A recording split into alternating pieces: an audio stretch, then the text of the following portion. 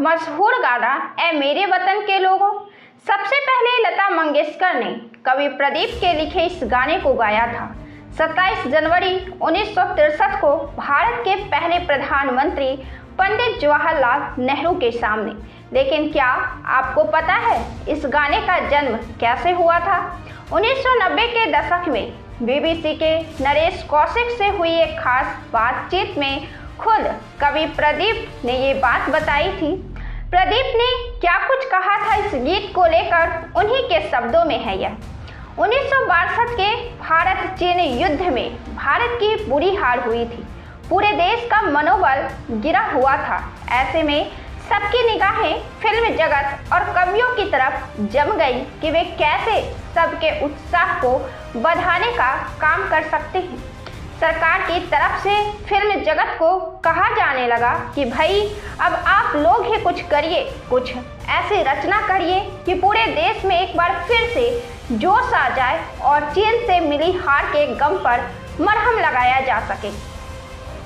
मुझे पता था कि ये काम फोकट का है, इसमें पैसा तो मिलता नहीं, तो मैं बातचीत से बचता रहा।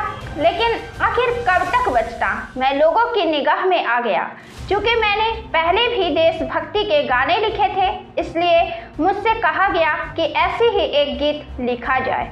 उस दौर में 3 महान आवाज़ें हुआ करती थी, मोहम्मद रफ़ी, मुकेश और लता मंगेशकर। उसी दौरान नौशाद भाई ने तो मोहम्मद रफ़ी से अपनी आज़ादी को हम हरगिज़ मिटा सकते नहीं गीत गवा लिया, जो बाद में फिल्म लीडर में इस्तेमाल हुआ।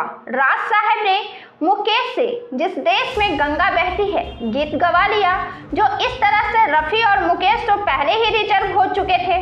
अब बची लताबाई, उनकी मखमली आवाज़ में कोई जोशीला गाना फिट नहीं बैठता। ये बातें मैं जानता था, तो मैंने एक भावनात्मक गाना लिखने की सोची। इस तरह से ऐ मेरे वतन के लोगों का जन्म हुआ, जिसे लता ने पंडित जी के सामने गाया।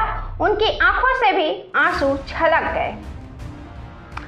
1954 में आई फिल्म जागृति में कवि प्रदीप का लिखा गीत दे दी हमें आज़ादी बिना खड़क बिना ढाल भी बड़ा मशहूर हुआ था। ये गाना महात्मा गांधी को समर्पित था। कवि प्रदीप ने BBC को बताया, ये गाना तत्कालीन राष्ट्रपति राजेंद्र प्रसाद को बड़ा पसंद आया था। उन्होंने मुझसे ये गाना कई बार सुना था। कवि प्रदीप ने यह भी बताया कि वो शिक्षक थे और कविताएं भी लिखा करते थे। एक बार किसी काम के सिलसिले में उनका मुंबई जाना हुआ और वहाँ उन्होंने एक कवि सम्मेलन में हिस्सा लिया।